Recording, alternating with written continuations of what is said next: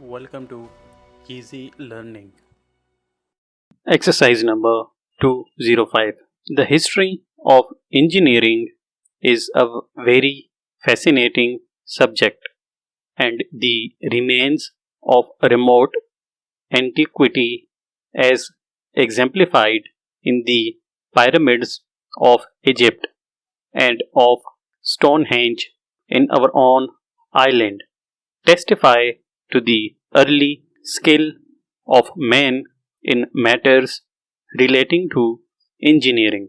It was about the middle of the 18th century that the profession of engineering originated, and today it is one of the foremost in the world.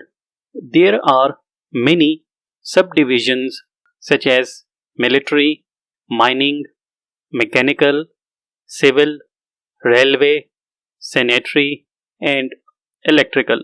And as electricity is now so generally applied, it is necessary for most engineers to be electricians also.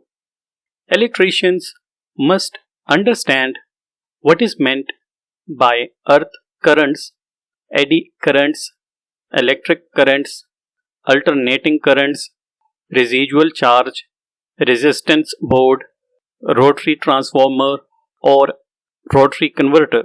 Full stop.